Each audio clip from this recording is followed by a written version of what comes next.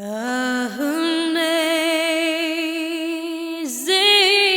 grace, how sweet the sound that saved a wretch like me.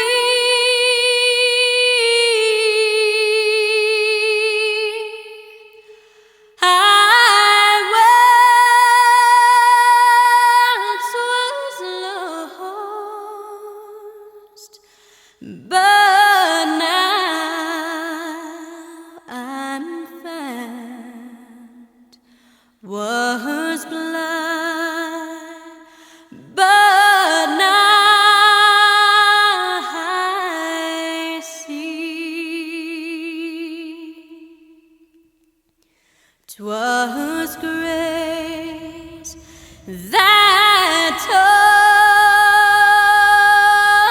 my heart to feel, and grace my fears relieved.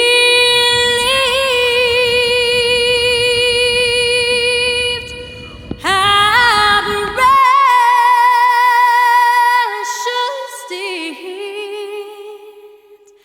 that grace appear the hour I first believed. All bunions? When we Her senior year, she excelled in art, and she won a scholarship to Rome and Paris to study. She married and had children.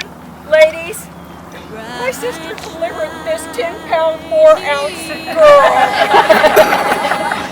No doctor. And she never let me forget it.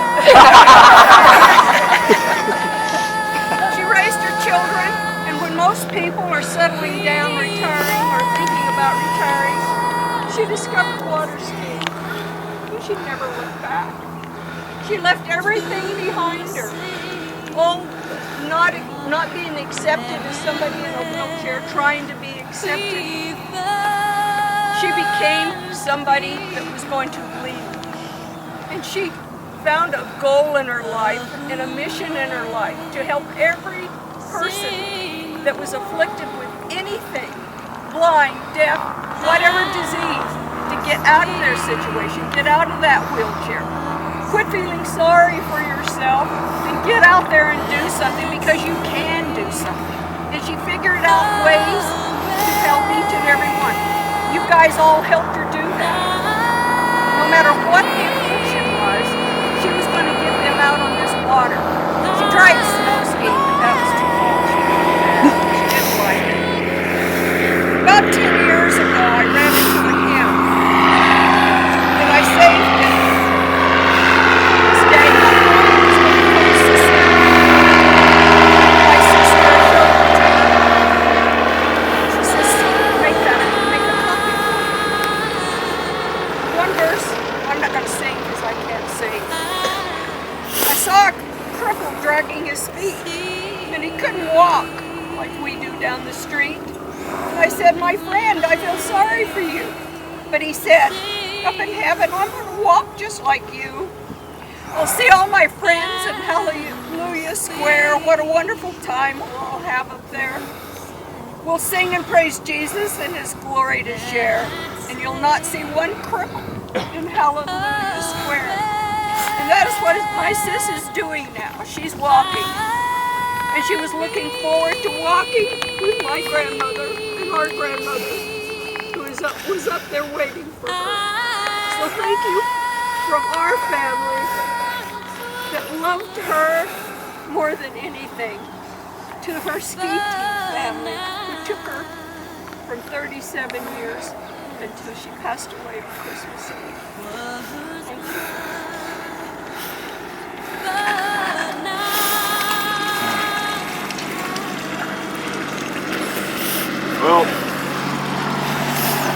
most of you don't know me.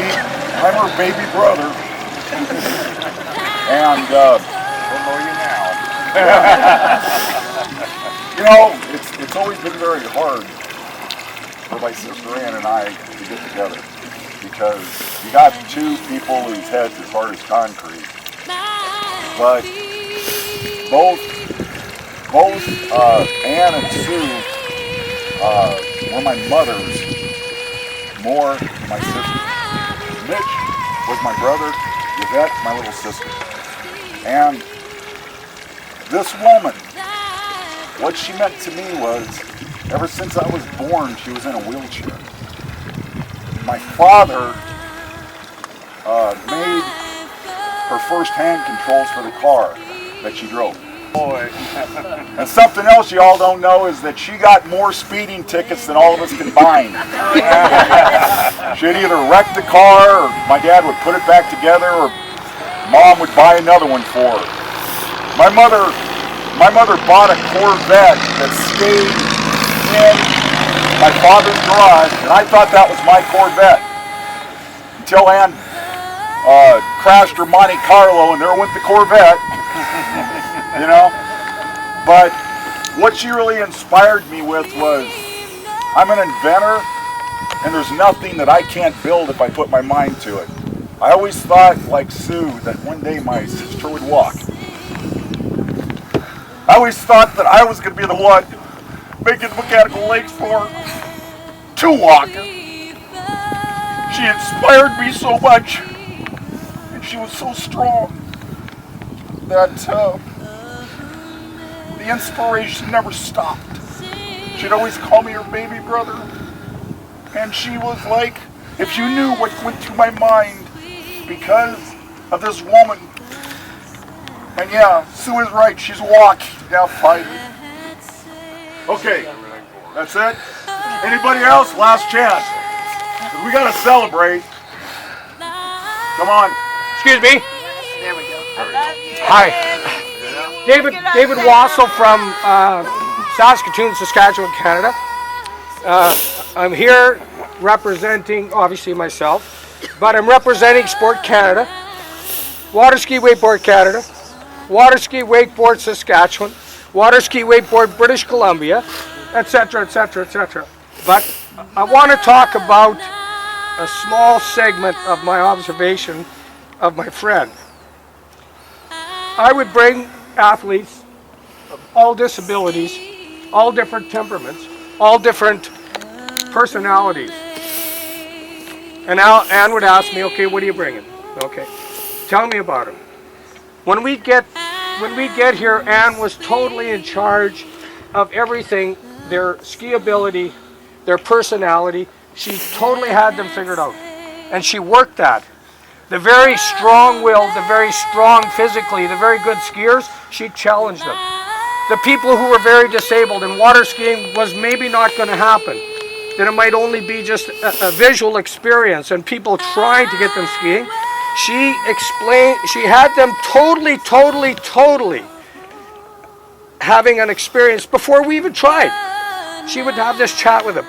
Anyway, long story short, she was an amazing woman.